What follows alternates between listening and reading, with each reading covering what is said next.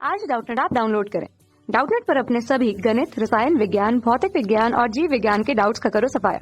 बस प्रश्न की फोटो खींचो, एक ही प्रश्न को क्रॉप करो और तुरंत वीडियो सोल्यूशन पाओ। अभी डाउनलोड करें। नमस्कार दोस्तों, हमारा प्रश्न है कि दोस्तों यहाँ पर प्रश्न पूछा गया कि निकिल 2+ यहाँ पर क्या है, यहाँ पर ऑक्सीकरण अवस्था के साथ उपस्थित है। ठीक है, ये क्या है, Ni2+, Pd2+, Zn2+ के अमोनिया संकुल की ज्यामिति क्रमशः क्या होगी, ये हमें प्रश्न पूछा गया। साथ में हमें 4 विकल्प दिए गए। हमें बताना है कि यहाँ पर इसकी जो ज्यामिति है, आकृति, वो क्या होगी, ये हमें प्रश्न पूछा गया है। ठीक है, यहाँ पर हमें ज्यामिति के बारे में प्रश्न पूछा गया है। अब दोस्तों ये हम किस तरह से निकालेंगे, सबसे पहले दोस्तों यहाँ पर हम इनके संकुल सूत्र बना लेते हैं। ठीक है, कि इनके संकुल सूत्र यहाँ पर क्या बनेंगे। ठीक है, संकुल सूत्र का निर्माण हम किस तरह से करेंगे, सबसे पहले दोस्तों हम निकिल के लिए देखते हैं।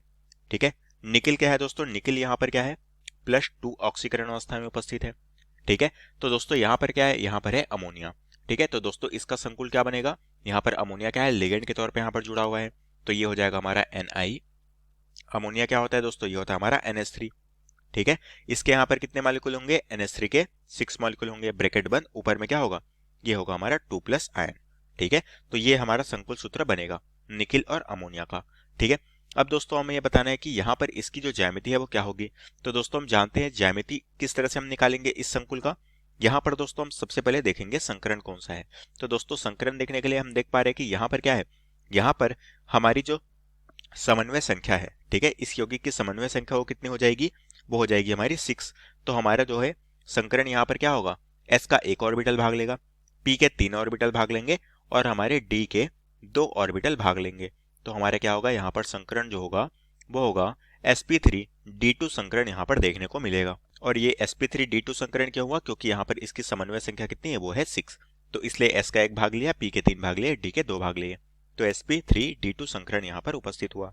अब हम जानते हैं कि इस sp3d2 संकरण की आकृति कैसी होती है, ज्यामिति कैसी होती है, वो होती है हमारी अष्टफल की।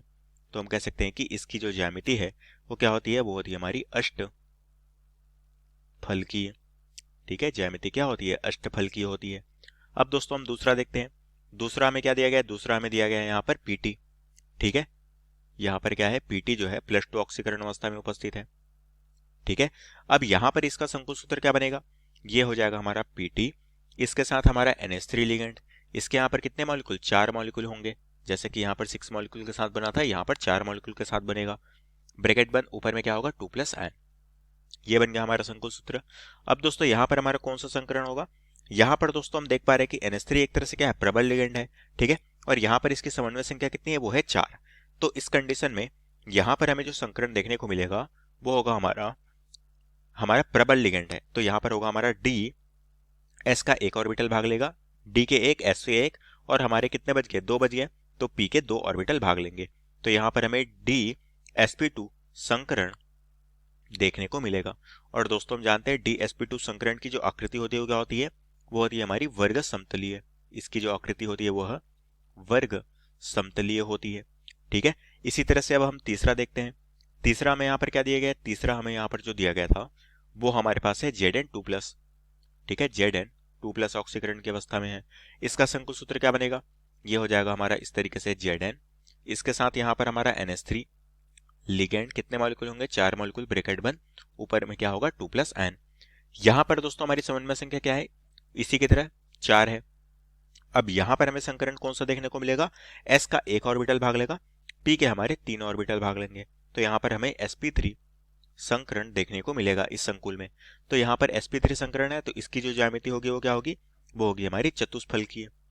ठीक है, इसकी ज्यामिति क्या होगी, चतुष्फलकीय होगी। ठीक है, तो हमने देखा दोस्तों क्रमशः हमें ज्यामिति क्या मिली, अष्टफलकीय, वर्ग समतलीय और चतुष्फलकीय देखने को मिली। अब हम देखते हैं कि कौन सा विकल्प सही है। यहाँ पर हमें क्रमशः पूछा गया है, तो क्रम के अनुसार ही जो दिया गया होगा वही विकल्प हमारा सही होगा। यहाँ पर दिया गया है अष्टफलकीय, ये बिल्कुल सही है। उसके पश्चात है वर्ग समतलीय, तो दूसरे में हमें वर्ग समतलीय देखने को मिली। तीसरी हमें है चतुष्फलकीय, और यही चतुष्फलकीय देखने को मिली। तो ऑप्शन ए हमें बिल्कुल सही दिया गया है। ठीक है, दूसरे ऑप्शन में वर्ग समतलीय को पहले दिया गया है, तो ये ऑप्शन गलत है। यहाँ पर चतुष्फलकीय को पहले दिया गया है, तो ये ऑप्शन गलत है। यहाँ पर अष्टफलकीय फिर चतुष्फलकीय को दिया गया है, जबकि वर्ग समतलीय होना चाहिए था, तो ये ऑप्शन हमारे यहाँ पर गलत है। तो हम कह सकते हैं कि ऑप्शन ए जो है यही हमारी ज्यामिति का सही क्रम होगा। तो ऑप्शन ए बिल्कुल सही है। कक्षा 6वीं से 12वीं से लेकर नीट, IIT, JEE वो एडवांस के लेवल तक 1 करोड़ से ज्यादा छात्रों का भरोसा। आज ही डाउनलोड करें डाउटनेट ऐप या व्हाट्सएप करें अपने सारे डाउट्स 8400 400 400 पर।